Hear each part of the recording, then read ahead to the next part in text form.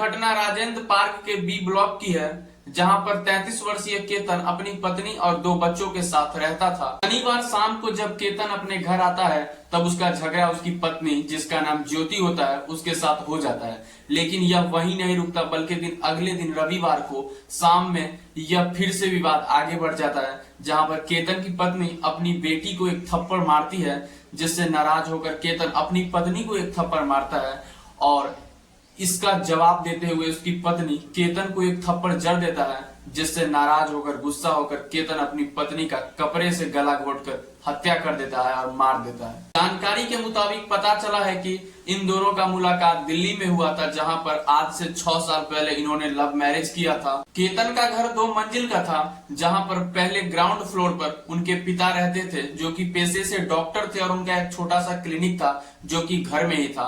और केतन अपने बीवी और 2 बेटियों के साथ पहली मंजिल पर रहता था। लेकिन ज्योति, जो कि केतन की पत्नी थी, उसके माता पिता नहीं थे, उनका निधन हो चुका था। इस घटना को अंजाम देने के बाद केतन ने अपने परिवार वालों को कुछ नहीं बताया, ऊपर से नीचे उतरा और सीधे थाना पहुंचा और कहता है, मैंने अपनी पत्नी को मार डाला है और आपको जो सजा देना है मुझे दे दो। केतन की इस बात को सुनकर पुलिस भी हक्का बक्का रह गए और उसके बाद केतन को लेकर घटनास्थल पर पहुंचे। तब पता चला कि ऊपर के पहली मंजिल पर उसकी पत्नी का शव पड़ा था, और जिसका थोड़ा सा भी अंदाजा नीचे बैठे उनके माता पिता को कुछ भी नहीं था, क्योंकि केतन ने ऐसा कुछ भी नहीं बताया था। जिसके बाद परिवार वालों से पूछताछ में पता चलता है कि इन दोनों का अक्सर झगड़ा लड़ाई हुआ करता था आपस में घर में, लेकिन उन्होंने ये नहीं सोचा था कि इतना बड़ा घटना एक दिन घट सकता है इन दोनों के बीच। दोस्तों, इस वीडियो बनाने का मकसद किसी की भावनाओं को ठेस पहुंचाना नहीं था, बल्कि आपको सतर्क और सुरक्षित करना था कि सही रहिए, सलामत रहिए